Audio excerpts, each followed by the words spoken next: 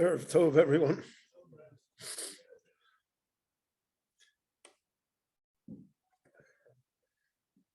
There's a pattern in the Midrashim regarding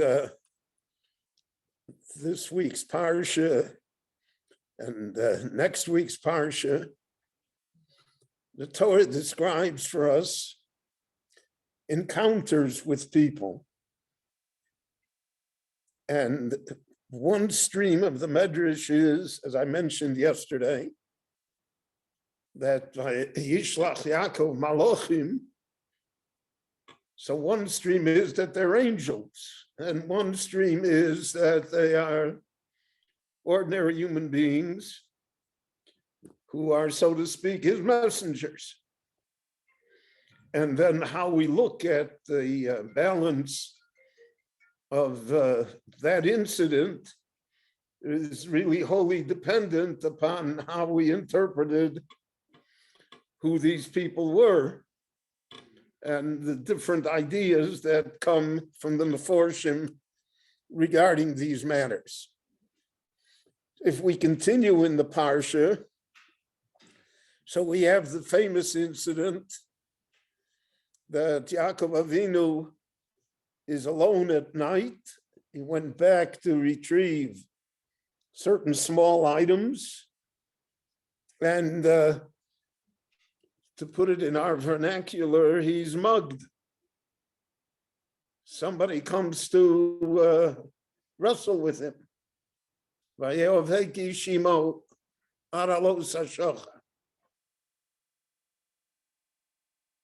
So who is this person? Rashi, who took the opinion that Yaakov Avinu is dealing with malachim, with angels, so he takes that opinion here as well,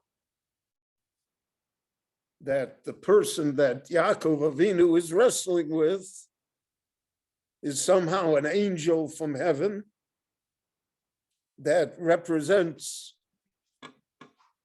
Esav, and that he has to fight with him. There are other Meforshim, and the simple explanation of the Pasuk is that it need not be an angel. Somebody came to rob him, and he defends his property, and he wrestles with him. The stream that Rashi follows, that we're talking about an angel, is because the man will give to Yaakov the name Yisrael. You won't be called Yaakov anymore, but you'll be called Yisrael. Ki sorisa im Elohim v'odom v'tucho. Because you have been able to struggle with God and with man. And Elohim here means with the angels. Vatuchol, and you were victorious, you were able to emerge triumphant. But the other stream remains, even with this pasuk, that it was just somebody, and that it just represents the dangers that exist in life generally, and for Jews particularly. And we'll see that in next week's Parsha, in Vayeshev, where again, the Torah tells us that Yosef encounters somebody. Vayimtzoeu ish, v'hineu soeh basodeh. There's a man there that sees that Joseph is lost. He's wandering in the field. And this is the man that directs him to the fateful meeting with his brothers when Yosef is about ready to go back home to Yaakov with his mission unfulfilled. So there also Rashi says, Ish is the Malach Gabriel. It's an angel. So Rashi has an angel in all three instances. The Ramban says, in his classic way, the Ramban always quotes Rashi. He says, Kilo Mishpat Abchora. Rashi's entitled always to the first opinion. But the Ramban says we don't have to say that he was an angel, that it was the Malach Gabriel, but that it's an ordinary human being, except that the Hashgocha Elyona, the way that God guides things, is through ordinary people as well. It doesn't have to be angels. And therefore, in the case of Yosef, it's also an ordinary human being who happened to see him lost in the field, and he said, "Can I help you?" And he said, "Esachai anochi mevakeish," and he sends him on his way. So we have here this pattern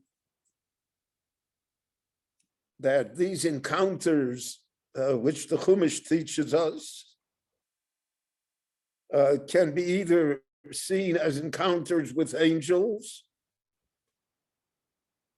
so to speak, supernatural events outside the realm of ordinary human experience, or they are to be seen as ordinary events, except that in life, ordinary events are the way the Hashgocha manifests itself in order to influence human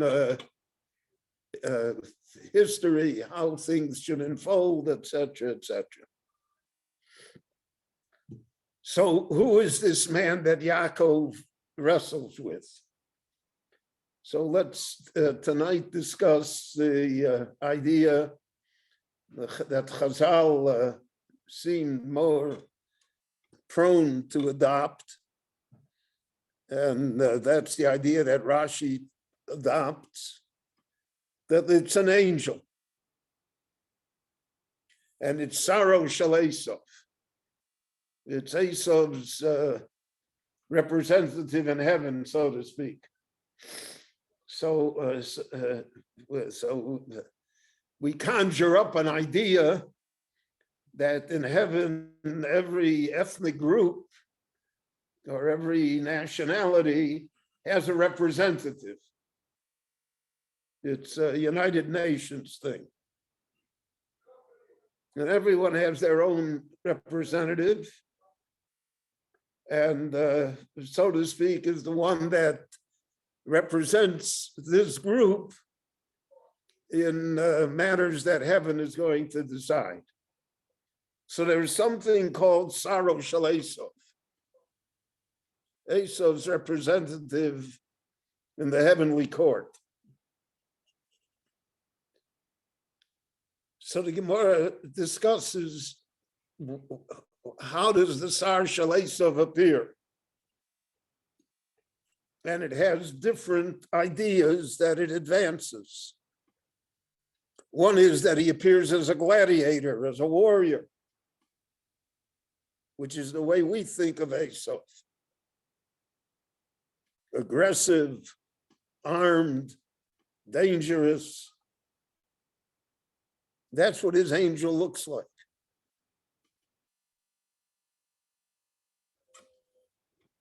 However, another opinion which is voiced in the Medrash is Nidmalo Katalmid Chacham.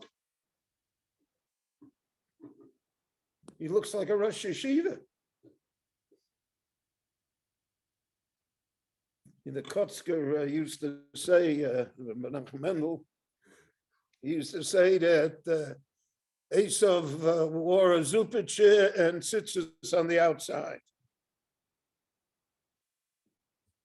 You shouldn't think of Esav as the warrior, as the one that's good.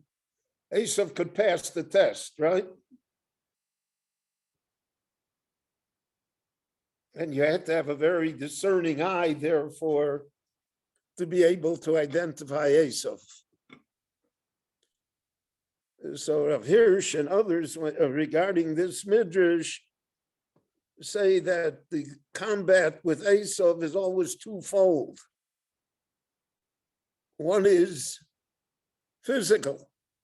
He's a gladiator. He's a warrior. Physically, we have to survive him somehow. And he has the power always to injure us, as he will do to Yaakov Avinu. And the other way that we have to confront him is intellectually. He's a Talmid Chacham.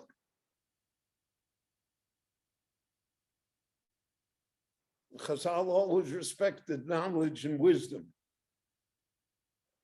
Yomar l'cha adam chochma bagoyim. If someone tells you that the nations of the world have wisdom, have knowledge, Tommy, you should believe that. You shouldn't say, oh, they're all, nothing. Torah bagoyim al Tommy. But you shouldn't believe that that makes them a moral person.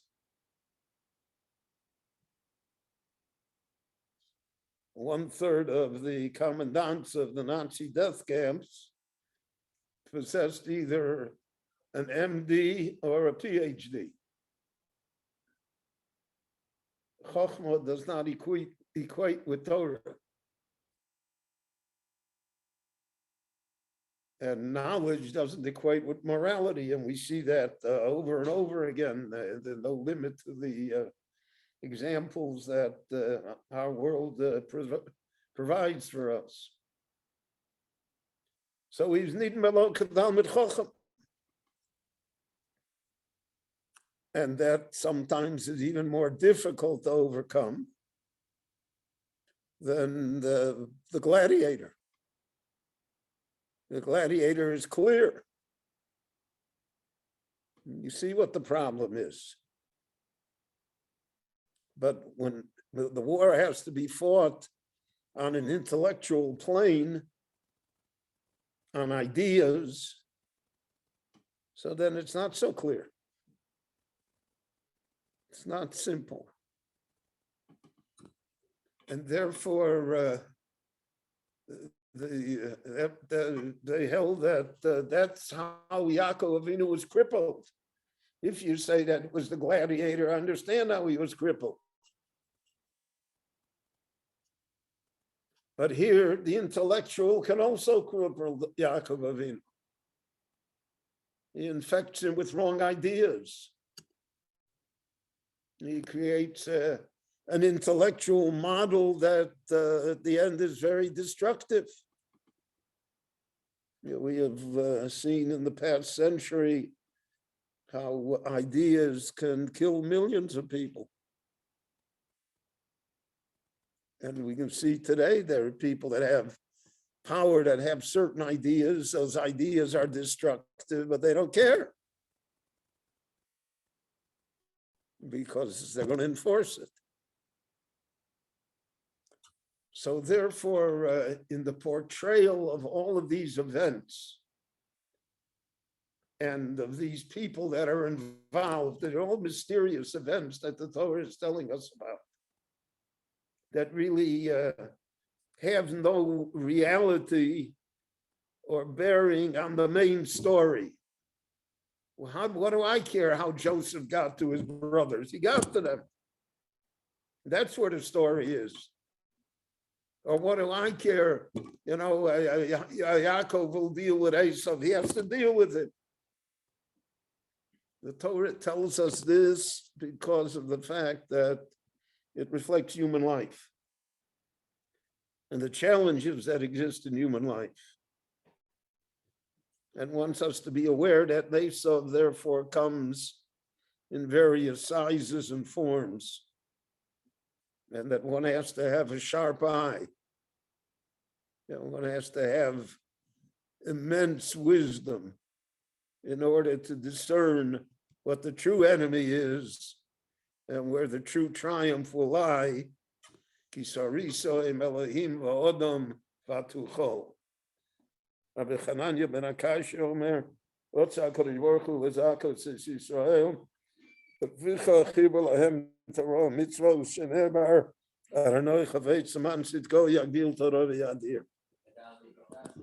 Amen.